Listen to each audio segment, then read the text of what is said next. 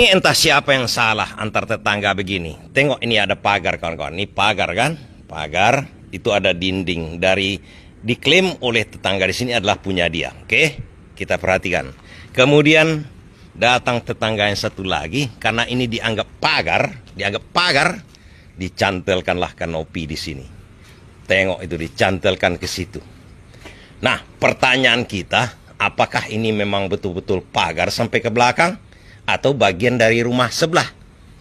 Persoalannya, konfliknya terjadi adalah begini, yang punya rumah sebelah mengklaim bahwa ini adalah punya dinding dia. Kalau mau mencantelkan, kalau mau membuat bangunan baru, silakan buat dinding baru. Jadi harus dibata dari bawah. Itu maksud yang sebelah. Ini akhirnya membuat konflik yang bukan main. Akhirnya rumah ini ditinggalkan. Rumah ini pun juga ditinggalkan ujung-ujungnya. Nah, tengok itu, terlantar jadi. Dua-duanya terlantar. Gawat. Ini jalan umum ini ya. Jalan umum mau keluar gang. Jemur di sini. Di depan jalan umum. Mau keluar mobil nggak bisa. Ya. Ini jalan umum. Dipakai buat jemur, keluar masuk mobil.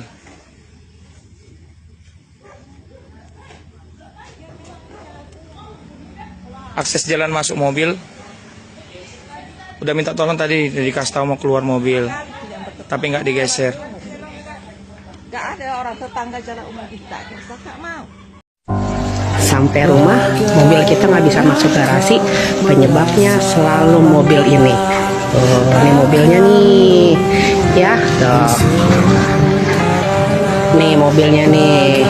Rumahnya di situ tuh, punya mobil nggak punya garasi. Ini mobil ya. Setiap kita pulang nih dulu nih, kita selalu ke rumahnya dia nih.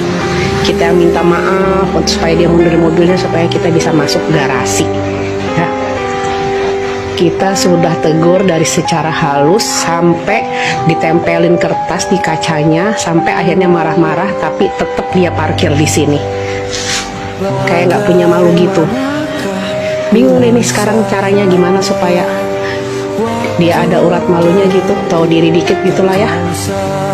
Udah sama tetangga kiri kanan tidak ada basa-basinya lagi.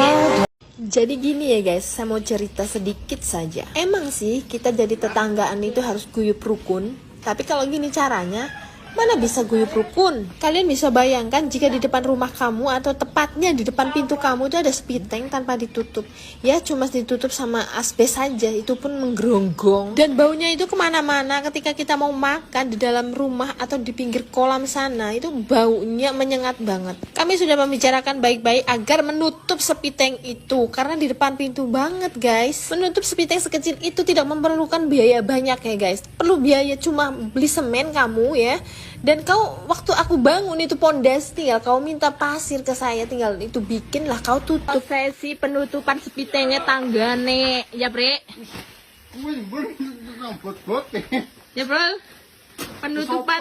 penutupan sepitengnya tanggane ditutup nang tanggane. Dan alhasil pihak kita yang bikin tutup itu sepiteng, karena kita baunya sudah tidak nyaman lagi, itu bau banget. Lucu banget nih, gue parkir pas banget di garis nih. Lurus. Nah, tadinya Alphard ini parkir di sini. Terus supirnya protes gara-gara gue katanya parkirnya terlalu mepet ke mobil dia. Akhirnya dia balas dendam, dia pindahin mobilnya ke sini. Tuh, parkir lu bangsat banget ya. Ini kayak plat nomornya pejabat nih. Supirnya arogan karena bosnya arogan. Supirnya sih nggak salah, tapi didikan dari bosnya yang salah. Kan gue tinggal keluar lewat sini ya. Ioniq luas, tinggal geser, bisa keluar. Bye pak. Eko, polantang motor datang. Paker. Iri tuh beli, jangan model seperti ini. Oh, macam ini serah. Miris, capo iri dengki.